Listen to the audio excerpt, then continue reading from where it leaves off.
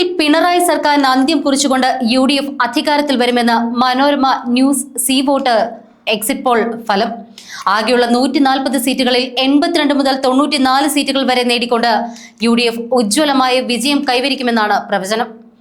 ഭരണകക്ഷിയായ LDF 44 മുതൽ 56 വരെ സീറ്റുകളിലേക്ക് ഒതുങ്ങുമ്പോൾ BJP നേതൃത്വം നൽകുന്ന NDA 1 മുതൽ 3 സീറ്റുകൾ വരെ നേടിയേക്കാം. ഇത്തവണ വോട്ട് വിഹിതത്തിൽ UDF വലിയ മുന്നേറ്റം തന്നെയാണ് നടത്തിയത്. വടക്കൻ കേരളത്തിലും മധ്യ കേരളത്തിലുമാണ് UDF തരംഗം ആഞ്ഞു വീശുന്നത്. വടക്കൻ കേരളത്തിലെ 48 സീറ്റുകളിൽ UDF 33 മുതൽ 37 സീറ്റുകൾ വരെ തൂത്തുവാരുമെന്ന് പ്രവചനം പറയുന്നു. LDF 11 മുതൽ 15 വരെ സീറ്റുകളിൽ ഒതുങ്ങും.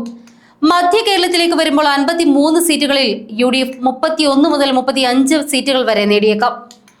എറണാകുളത്തും കോട്ടയത്തും UDFന് വൻ ആധിപത്യമാണ് പ്രവചിക്കുന്നത്. തെക്കൻ കേരളത്തിൽ 39 സീറ്റുകളാണുള്ളത്.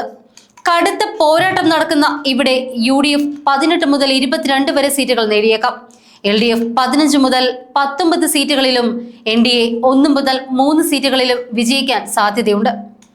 പാലായിൽ Mani C Kappan, Thrithala VT Balram, Palakkad Ramesh Pisharody, Thavanur VS Joy, പേരാവൂരിൽ സണ്ണി ജോസഫ്, ഇടുക്കിയിൽ റോയ് കെ പൗലോസ്, മഞ്ചേശ്വരത്ത് AKM അഷ്റഫ് എന്നിവരെല്ലാം മുൻതൂക്കം പ്രതീക്ഷിക്കുന്ന സീറ്റുകളാണ്. തൃശൂരിലും കണ്ണൂരിലും UDFന് നേരിയ മുൻതൂക്കമാണ് സർവേയിൽ പറയുന്നത്. പത്തനാപുരത്ത് KB Ganesh Kumar, കളമശ്ശേരിയിൽ P Rajeev, തളിപ്പറമ്പിൽ PK Shyamala എന്നിവർ LDFന്റെ വിജയ സാധ്യതയിൽപ്പെടുന്നു.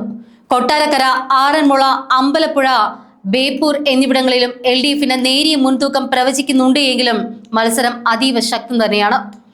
അതേസമയം നേമത്തെ രാജീവ് ചന്ദ്രശേഖർ വിജയിക്കാനുള്ള സാധ്യതയും തള്ളിക്കളയുന്നില്ല. എന്നാൽ കഴക്കൂട്ടം, വട്ടിയൂർക്കാവ് മണ്ഡലങ്ങളിൽ 3 മുന്നണികൾക്കും ഒരേപോലെ തന്നെ സാധ്യതയുണ്ട്. ഫലം ഇവിടെ പ്രവചനാതീതമാണ്. അതേസമയം KN ബാലഗോപാൽ, വീണ ജോർജ്, മുഹമ്മദ് റിയാസ് എന്നീ മന്ത്രിമാർ തങ്ങളുടെ മണ്ഡലങ്ങളിൽ കടുത്ത വെല്ലുവിളി നേരിടുന്നു. G സുധാകരൻ UDF പിന്തുണയോടുകൂടി മത്സരിക്കുന്ന അമ്പലപ്പുഴയിലും CPM വിട്ടവർ UDF സ്വതന്ത്രരായ തളിപ്പറമ്പ് തുടങ്ങിയ ഇടങ്ങളിലും ഫലം നിർണായകമാകും. മലപ്പുറത്തും എറണാകുളത്തും UDF ഏകപക്ഷീയമായ വിജയം നേടിയേക്കാം.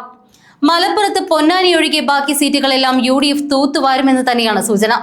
എന്നാൽ കൊല്ലം, ആലപ്പുഴ എന്നീ ഇടതുപക്ഷത്തിന്റെ ഉറച്ച കോട്ടകളിൽ ഇത്തവണ വിള്ളൽ വീഴും.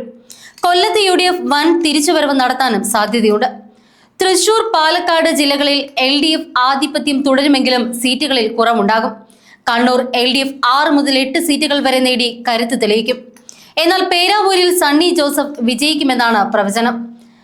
വടക്കൻ കേരളത്തിലെയും മധ്യ കേരളത്തിലെയും വൻ മുന്നേറ്റവും പുരുഷ വോട്ടർമാരുടെ ഏകീകരണവുമാണ് UDFനെ ഭരണത്തിലേക്ക് നയിക്കുന്നത്. മെയ് 4-ന് വോട്ടെണ്ണുമ്പോൾ ഈ പ്രവചനങ്ങൾ എത്രത്തോളം യാഥാർത്ഥ്യമാകുമെന്ന് രാഷ്ട്രീയ കേരളം ഉറ്റുനോക്കുന്നു.